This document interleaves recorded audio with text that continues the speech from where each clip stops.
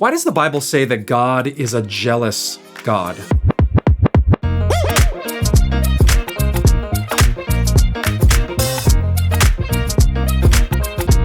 Did you know that? The Bible actually does say that. I got my Bible open to Exodus chapter 34. Do not worship any other God, verse 14 says, for the Lord, whose name is jealous, is a jealous God.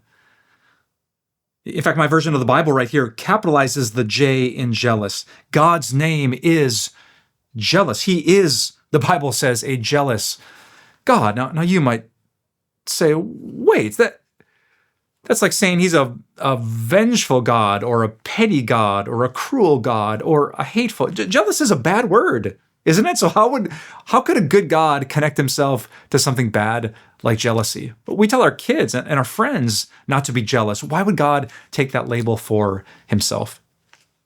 Good question. Do you know, if I have the story right, that's what shook the faith of Oprah Winfrey?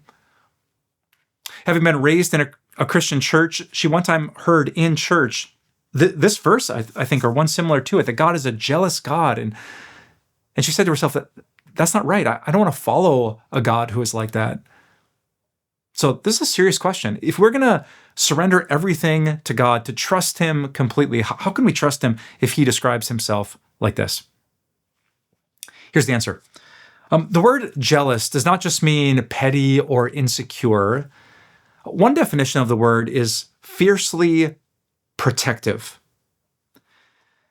God is not just okay with you and I worshiping any God, following any path, believing any truth, because he is fiercely protective. Imagine this way. Imagine I saw a text from a young man on my youngest daughter's phone, and I thought, hey, I don't know that name. Who's that? And I see he's kind of flirting with her, and he's interested in her, and I love my daughters deeply, obviously. So I look this guy up, and I find out he is not a good guy. Now, that he has a legal record of harassing and stalking and abusing. Now, as a good father who's protective of his beloved daughters, what would I do? Would I say, hey, whoever you want to date, whoever you want to marry, that's great? No. I would be fiercely protective. I would say, no, you cannot, you should not, and you must not. Because I'm insecure? No, the answer is because I'm loving. And that's exactly what God is saying in this verse.